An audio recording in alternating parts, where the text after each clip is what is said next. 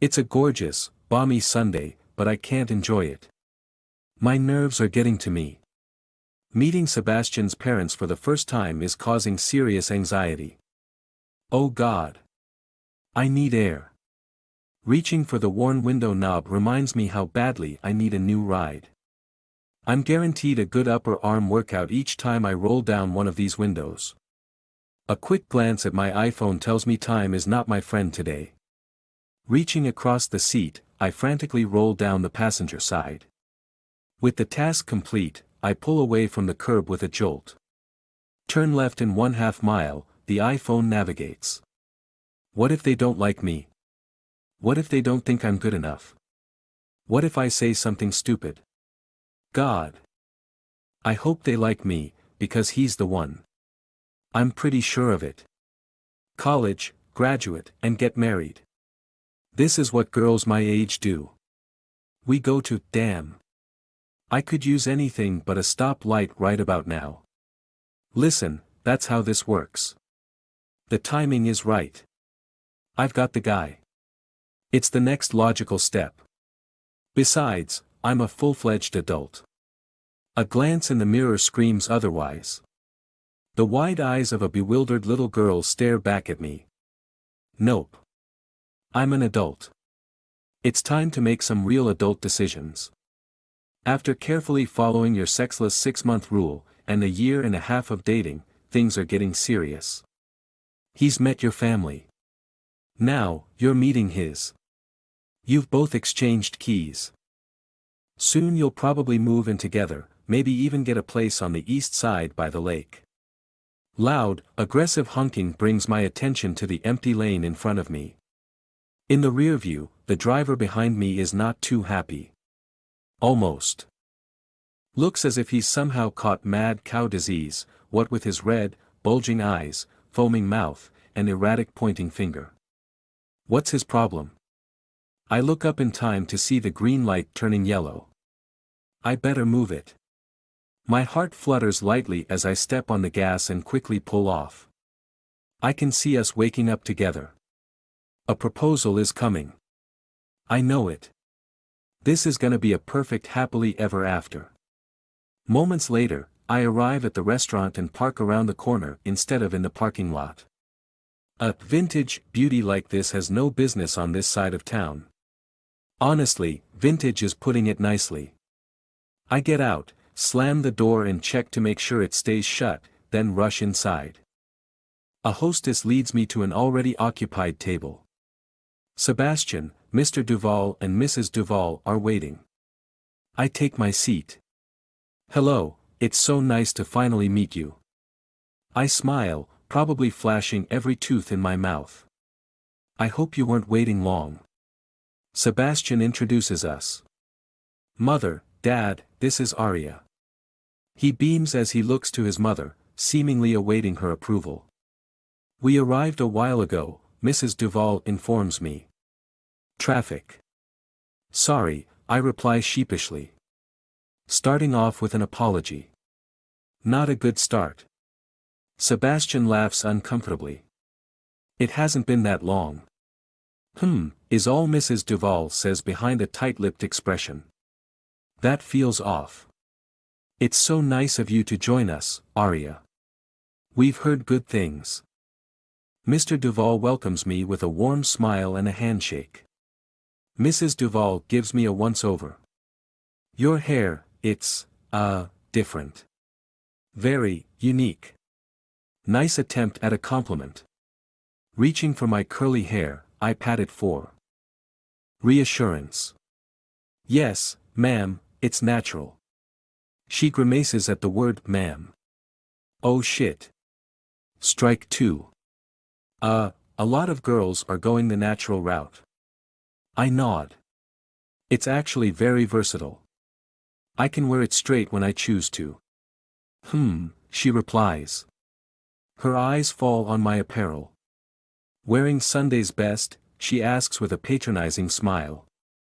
To meet you fine people, of course. I smile back with sincerity.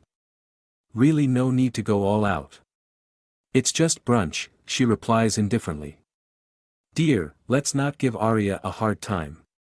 Mr. Duval turns to me. You look beautiful, he tells me with all the affection of a doting father. Thank you, I murmur while looking down at my colorful floral print maxi dress. How is this overdressed when she's wearing a cream boucle jacket, matching skirt, and rose blouse? Maybe it's too much color for her taste. Sebastian clears his throat, unbuttons the top button of his crisp white shirt with one hand, and changes the subject. Arya should come to the barbecue next weekend. Right, Dad? He turns to me. It's a casual get-together. A few friends and family. He nods. Oh, yes. You can meet the rest of the family. It's our first party of the summer. Great food. Good people. Always fun. That sounds exciting. I'll take you up on that. I smile at Mr. Duval. Mrs. Duval assumes the spotlight again. So, Arya, my son tells me you're getting a degree in English? What do you plan to do with a degree in that field? She stirs cream into her coffee as she glares at me before taking a sip. As you know, my Sebastian is getting his degree in business administration. A smart move if you ask me. A light-skinned, Creole woman with dark, wavy shoulder-length hair and cold gray eyes, Mrs. Duval wears a stern, serious expression. She's intimidating to say the least and seems impossible to please. Mr. Duval, on the other hand, has kind eyes, smooth light brown skin and a salt and pepper colored beard and mustache. Wearing a black dress shirt and slacks, he looks very distinguished. Now, he whispers, patting his wife's hand as if to rein her in. She ignores him. My heart races as Mrs. Duval's unflinching glare bores into my forehead. I clear my throat. Excuse me, I'm a writer. I've interned at the corporate headquarters of Davidson and Blackwell, working in their marketing department. I plan to go into that field. But at heart, I'm really a novelist. I'm in love with the written word. Words are my life. I pray I'm making a good impression. Sounds like you're a hopeless romantic. Let's hope that pans out for you. Yes, Mother, Sebastian jumps in. I recently read an article on the high demand for writers in numerous fields. With marketing, advertising, scientific and technical writing, there's plenty of opportunity. Arya made a good choice. He looks at me encouragingly and places his hand over mine. Now that I'm able to see them all together, it's clear who Sebastian favors. He's the spitting image of his mother, minus the sharp-edged demeanor. Well, I suppose. But a hopeless romantic won't get the job done. They're dreamers. And when you're dreaming, you're not doing. See, women like your dear Grandmere paved the way for girls like Arya here, to choose such light-hearted studies as, say, English. As you know, your Grandmere was an aeronautical engineer. Serious work for a serious woman. And it paid a serious salary, even at that time. Mother. Sebastian gives Mr. Duval a telling glance. Dad? Excuse me. Heart pounding in my chest, I push away from the table and head straight to the ladies' room. That woman has some nerve. When I return from the restroom, I wander by the hostess stand and ask for a dessert menu, trying to buy some time. Now to the impossible task of choosing just one dessert. Everyone knows sugar kills stress. Hesitation becomes dread as the seconds tick by. I know I have to rejoin the table. I just really don't want to. Within earshot, I overhear Sebastian going back and forth with his mother as his father tries to quiet them. Shoo. What? My son deserves the best. And I can tell you right now, she's not it. She's beneath you. Mrs. Duval purses her lips together tightly. She's all wrong for you, Sebastian. You just met her, Mother. How can you say that? Listen, a mother just knows. Besides, didn't you tell me she bought milk from a gas station? She rolls her eyes in disgust. How low is that? That should tell you everything you need to know. Is this woman serious? Mother. Sebastian smiles at her. Really? You're nitpicking. It was something I noticed. Something I knew you'd never do. It means nothing. He shrugs it off. That's not the point, Sebastian. Any woman willing to buy milk from a gas station, of all places, is not a woman whose judgment you can trust. It's uncouth. She's uncouth. And not very bright if you ask me. She has a liberal arts degree, for Christ's sake. If you're going to go to school, make sure it's worth the time and effort. She leans over and loudly whispers, your grandmere would be rolling over in her grave, right now. Sebastian sits there wearing the expression of a scolded child. Now, you're one friend. Mother dash, what? It's just a thought. She grins as she teases her son. What's that about? After thanking the hostess, I give her the dessert menu and return to the table, heart pounding, blood boiling, hoping against hope that what I thought I overheard was wrong. What about a friend? And gas station milk? Really? Maybe she was talking about something or someone else. She raises her eyebrow. So, Sebastian tells me you like to buy milk from gas stations? She's really bearing down on this one. What kind of guy tells his mom something like that? I glance at Sebastian. He immediately looks down at his hands.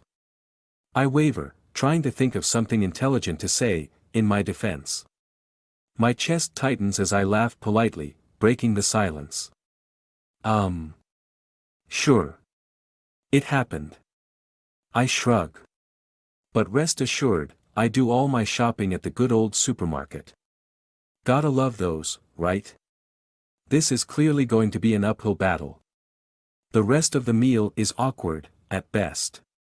The crowd roars to life as DJ Lex ends the countdown on the current #1 song. Drake's latest hit blasts through the sound system, making clubbers go wild. You're leaving early tonight?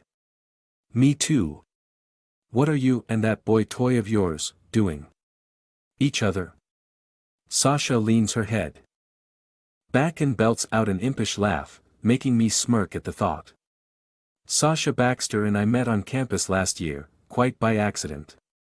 After receiving an email with a class schedule addressed to her, I went to the Office of Student Affairs to fix the mix-up.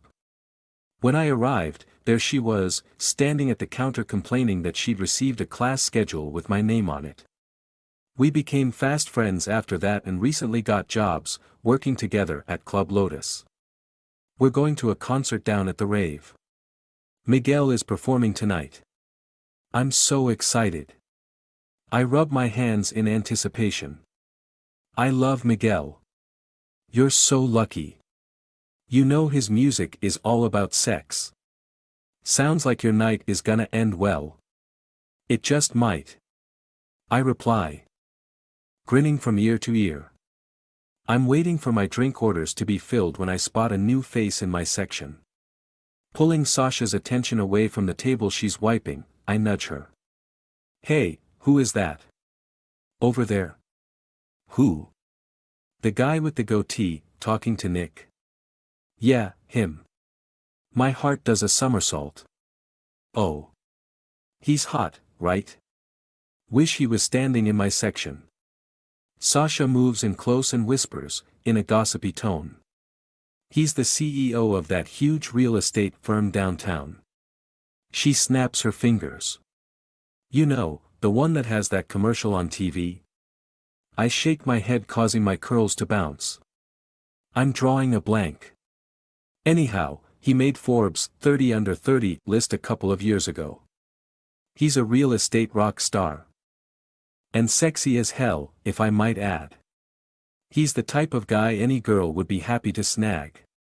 A naughty smile dances on Sasha's pretty face, and she returns to the task of clearing tables in her section. Rugged with a side of sexy, I say to no one, in particular. Just then, my boss motions for me to join him. Niccolo Moretti never fails to make me think of a 1920s gangster. The ones with pinstripe suits and Tommy guns. He yells over the music. "Hey sweetheart, come here for a sec. There's somebody I want you to meet." I pat down my black crop top and mini skirt before walking across the club in my stilettos.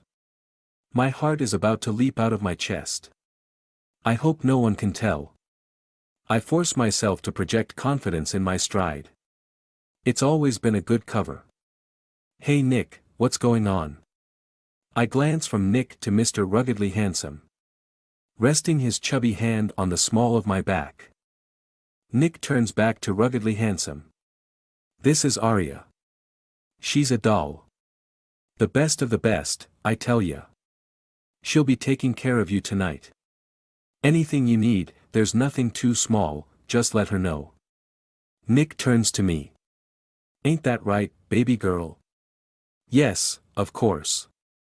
Anything you need." Ruggedly Handsome is a work of art. Being this close to him is dizzying.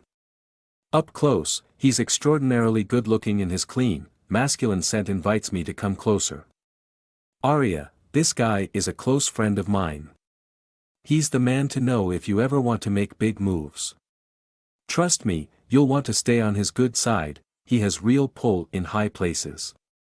We go way back, so make sure you treat him like the best of the VIP. 'Cause that's what he is." Nick smiles at Ruggedly Handsome. I nod politely.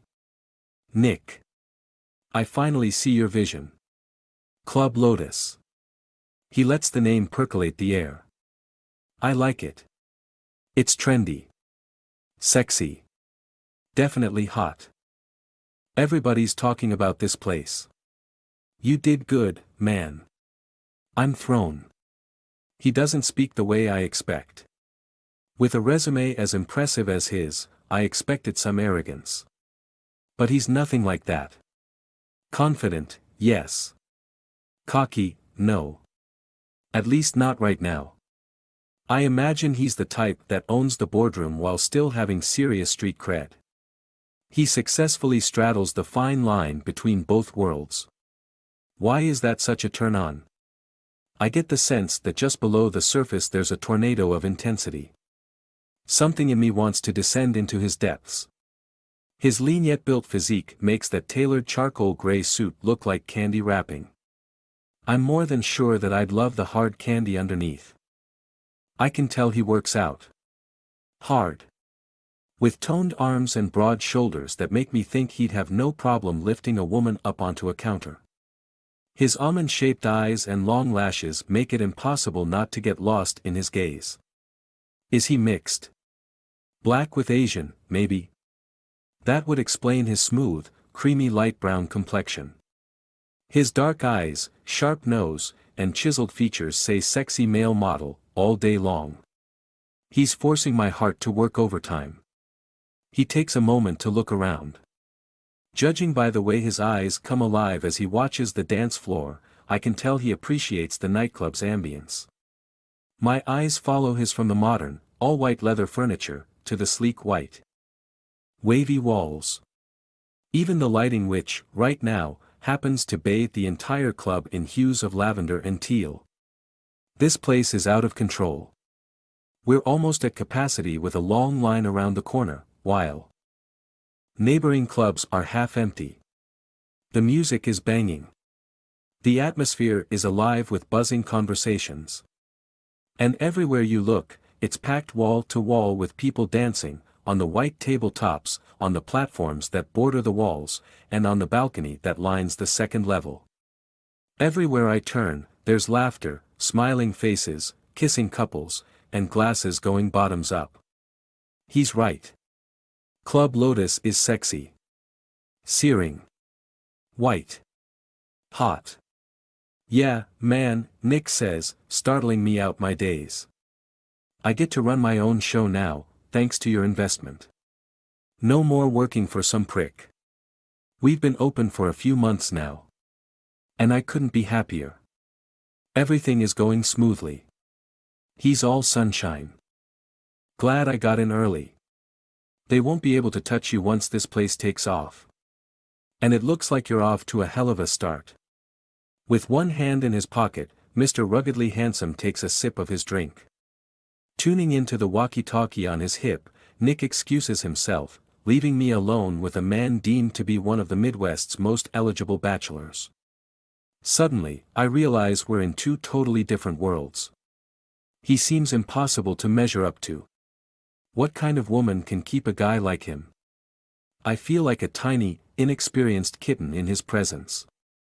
I have yet to find my place. I look down at my feet as I try to think of something clever to say. A wave of panic causes me to flush. I'm sorry, what's your name again, miss?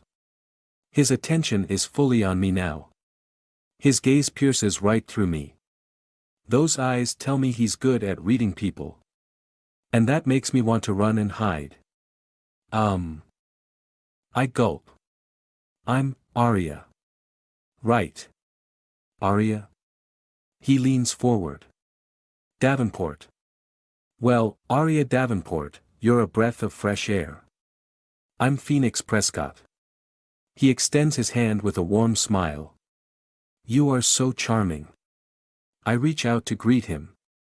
Play it cool. It's nice to finally get your name. I tease with a smirk, trying to calm my frenzied heart. Poking at people has always served as a good way to distract my overactive mind. You and Nick kept going on and on and on. I thought I'd never find out who you are. Geez.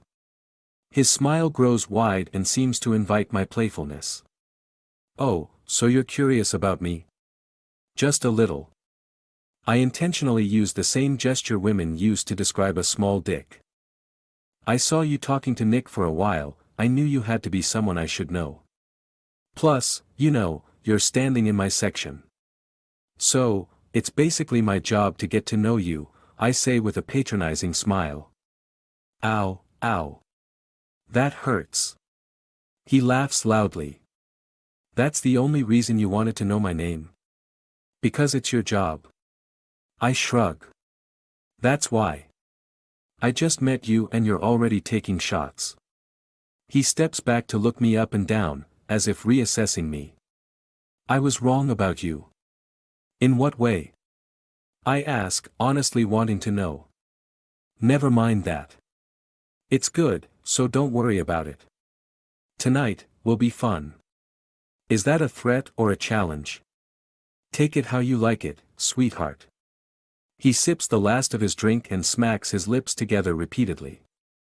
He's funny. I take it you want another? I ask. Nick returns. Duty calls. Place can't run itself. Arya, take care of my boy. Listen, Phoenix, relax. Start the weekend right and have a blast tonight. That's what we're here for. He pats Phoenix on the back, then looks over at me. You good, doll? I nod. I'm good. Thanks, Nick. Nick disappears into the crowd, officially leaving me alone with Phoenix. This time I don't experience the jarring feeling of being unplugged from life support. After talking to him, I realize I can stand on my own in his presence. He's not as intimidating as before, but he still has a powerful effect on me. And I don't hate it. We take a few steps towards an occupied VIP table and couch in my section. Phoenix motions to the men standing there. These are my boys. This is Jackson Carter, but everyone calls him JC. My man. He's saved my ass so many times, Phoenix laughs, we call him Black Jesus. He's a straight miracle worker. In the courtroom, that is. JC laughs, shaking his head. Hey gorgeous, how are you? He shakes my hand. You ever in trouble, he's your man, Phoenix continues. I love your locks. But locks in a courtroom? In Milwaukee? Don't get me wrong, you look amazing, but Milwaukee made it on a top 10 list of one of the most segregated cities in America. JC flashes a look of surprise at Phoenix. This one's quick on her feet. He sits his drink down and thinks for a second as he runs one of his hands down the buttons of his navy suit vest and tucks it into the pocket of his slacks. There are some serious race issues that need to be addressed here. Can't deny that. But you can't bury your head in the sand. Gotta fight the good fight. From my experience, nothing beats being prepared, JC replies. Triumphantly, palms facing up. It's almost like he's saying, "Come to me, my child." He really does look like a modern-day Black Jesus. Yep. His success rate is through the roof. This man is good at what he does. Wouldn't be on my team if he wasn't. Phoenix pats JC on the back. And this is Riley Williams, but we call him Riz. This man is the definition of cool and somebody you want on your team. He's plugged everywhere we go. Even has the key to Miami. I raise my eyebrows in surprise. Whoa. How'd you get that? Believe it or not, football, Phoenix interjects. Hey, lovely. Riz pulls me into a suffocating bear hug. Okay. I cough. You're a hugger. I cough. That's nice. I wince under my breath.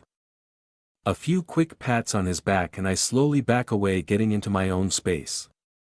You're ink. How many tats do you have? That must have taken years. I find myself staring, tracing the intricate designs along his bronze forearms and neck with my eyes. I wonder how far they extend. You like these guns? Riz smiles, pulling up the rolled sleeves of his dark blue dress shirt and flexing his muscular arms to show off his artwork. Phoenix turns to the last man standing at the table. And this is Nixon Reed. Not to be confused with that lying ass, cheating president. This Nixon is actually trustworthy. We grew up on the same block. Been boys since we were boys. Phoenix playfully elbows Nixon.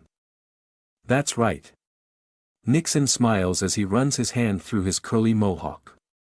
Not a look all guys can pull off. He puts me in the mind of Odell Beckham, Jr. the most. Casual of the group, he sports a plain white t-shirt with a black suit jacket and matching slacks. A glint of light catches my eye. It's his wedding band. What's a married man doing in a club like this? This club is like an adult playground, ripe with possibilities and potentials. Shouldn't he be home, with his wife? Nixon, huh? How do you do? He nods from behind his aviator shades and gives a casual salute. Yeah, these bullet heads gave me that crazy nickname. My real name is Nick Dash, but when Nick gets lit, Nick's on.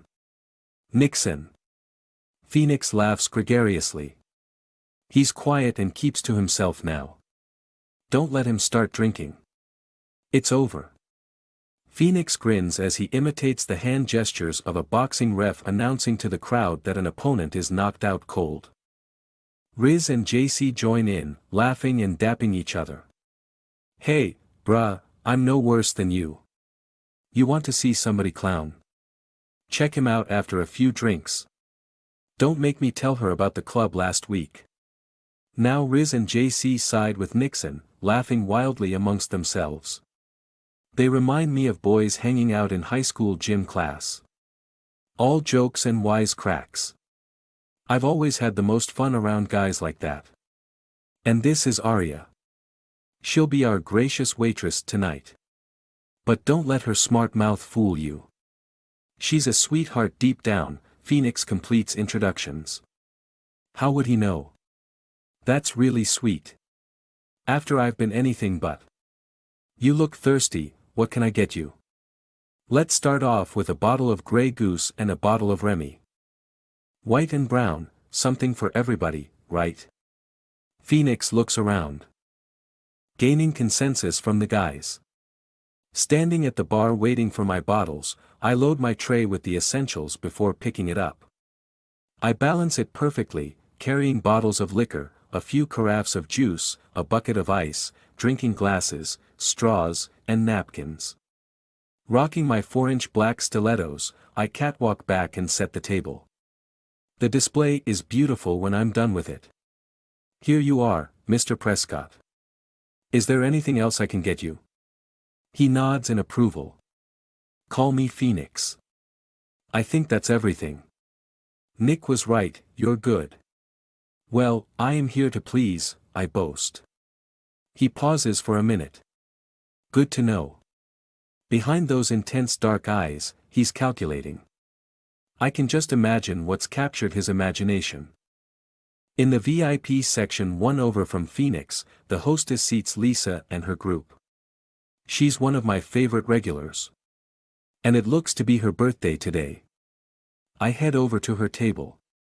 Hey ladies. How are we doing tonight? Hey, Aria. It's my birthday. I see. Let's celebrate in style. I yell excitedly. I get the feeling I'm being watched. I glance back at Phoenix and catch him staring at me. He quickly looks away and starts talking to a girl standing near him. Yes, girl, yes. Bring me your biggest bottle of Patron, pineapple juice, and plenty of limes and salt. On hearing the word, Patron, the girls jump up and down with that ready for the weekend excitement I'm so familiar with. A few drinks and they'll be on top of the world. They look like a fun bunch to take over the town with. Gotcha. Be right back. I make my way to the bar and put in my order. Instead of waiting, I head to the DJ's booth and request a birthday announcement and song choice for Lisa. I've heard DJ Lex is a jerk, and never agrees to anyone's requests. Still, when he looks up from his DJ table, his expression softens. He welcomes me into his booth and to my surprise, agrees to make the announcement. When I get back, my drinks are waiting at the bar. I quickly grab them and work my way around the crowd. Phoenix is laughing with a new girl. Why are you checking on him like that? Here you go, ladies. Setting everything neatly on the table, I pass out the first round of shots. To one of the best chicks in my VIP. Happy birthday, Lisa. Bottoms up. Echoes of happy birthday resonate from the other girls and we all take our shots. People around us notice and cheer us on in celebration. Phoenix takes notice and smirks. He motions for me to come over. Okay, ladies. That one is on me. I had to get your night started right. Yes, honey. Lisa yells at top decibel. The girls swarm the table, pouring their next round of drinks. Let me know if you need anything else. As I walk away, the hostess seats several Green Bay Packers. I recognize most of them from the defensive line. She sits them in the empty section next to Lisa and the girls go batshit crazy with fangirl excitement. I find myself cracking up at the whole scene. They're professional football players, they should be used to it by now. I smile at Phoenix as I walk up to join him. You're excellent at what you do. You know how to take care of people. Phoenix pays me yet another compliment. I just love seeing people have a good time. And I didn't know you could drink on the job. He looks amused. As long as it doesn't get in the way of work. Well, you gotta take a shot with me. He pours 2 shots and hands me one. What are we drinking to? To new homies. Homies? Who says that anymore? I poke at him. Phoenix replies with a thick Cuban accent, me, that's who. Immediately, I know. Yelling like I'm playing charades, I belt out, Scarface. His smile grows wide. You're quick. I just saw that movie for the first time. It's badass. Vintage, but badass. We had our last movie night on campus.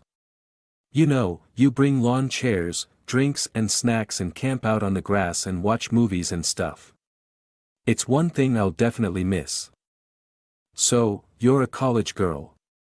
He moves in, standing so close, I don't have to yell to be heard over the music. Soon to be a graduate with an English degree, of all things. Okay. I see you. I graduate this Sunday. I'm freaking out about it. It's coming so fast. What? That's in 2 days. Congrats, homie. I bust out laughing. There goes that homie again. He holds up his shot glass, to new homies. To new homies, bottoms up. Over the loudspeakers, the DJ makes an announcement. It's your boy, DJ Lex, with a shout out from your girl and my girl, drop dead gorgeous Aria. Happy birthday, Lisa. Stay young, stay sexy, and get that money. Ha ha ha. If you don't mind, sweetheart. Bring your fine behind to the DJ's booth for a special song request. I stop by Lisa's table. How you ladies hanging? We're good. Yes, honey, yes. That's what I want to hear. Lisa, you good? Girl, I couldn't be better. Lisa hangs off my shoulder, using me to keep her balance. Her words are slightly slurred. I gotta get to the DJ's booth. She clumsily walks away. I look for Phoenix. He has a way with people. There's a captive audience surrounding him, hanging on his every word. Their eyes are glued to everything he does. I watch as he delights them, entertains them, and draws them in. People adore this man. I'm glad we met. I walk through the rest of my section, taking orders, making sure my guests are all satisfied. Just as I find a moment to breathe, Sasha finds me on the floor and hooks her arm into mine. We got some things to talk about. A sly grin forms on Sasha's face. We sashay out of the main club area and duck into the back. The powder room is like a backstage dressing room. There are several stations with mirrors that are surrounded by showbiz lights. The modern red, white, and black decor is energizing. I feel classy when I'm in this room. It was designed for celebrity guests and their entourage, but the staff uses it when it's not booked. What's your night looking like, girl? I add a fresh layer of fire engine red lipstick to my lips as I look in the mirror. I'm making some money. Not as much as you, though. I see they seated the Green Bay Packers in your section. Make that money, girl. Tonight is a bust for me, especially since I'm leaving early. Speaking of, did you bring the clothes I asked for? Sasha taps her high heel, waiting impatiently. Sure did. I hand her a bag. Inside is my vintage orange Crush logo tee, my Versace denim mini skirt, and my tan sandals with chunky heels. She looks through the bag and pulls out the skirt. Take care of it, I admonish. You know how much I love that skirt, it's one of my most treasured thrift store finds. I'm rocking the shit out of this. Sasha brags as she poses in the mirror with the Crush t-shirt. You've got skills, Aria. How's your t-shirt business going? You need to get me one of these. All you gotta do is go to the website and order one. sassasavvyts.com, check me out. Okay. She lifts her forefinger. Once I catch up on tuition, I'll buy a few t-shirts from you. So, what's up with your real estate rock star? I see he's all in your face. Who? Phoenix. Yeah, that guy. Her smug little expression says it all. He's cool. The night is flying by. He's just fun to be around. Yeah, fun to be around, my ass. He's fine and he's into you. And what about his boys? Oh, my God. They are fine as hell, all of them. When have you ever seen an entourage of guys that hot before? Phoenix is fine, it's true, and his homies are good-looking too. But once you get to know them, they're just fun and chill as hell. Besides, no one compares to my Sebastian. I swear, he has me hook, line, and sinker. Homies, huh? When did we start talking like that? And do you she asks provocatively. Do I what? Do you swear? Yes. Look, these guys are totally relatable. Completely friendly, and positively harmless. You, my dear, would love them. Trying to get her off my back is harder than I thought. Oh, would I? Her question oozes sarcasm. Yes, you would. Anyways, girl. I wave her off. So, you're leaving. Early, where you off to tonight? I style my curly hair in the mirror. I'm not sure. Erin said it's a surprise. Apparently, it involves music and I'm gonna love it.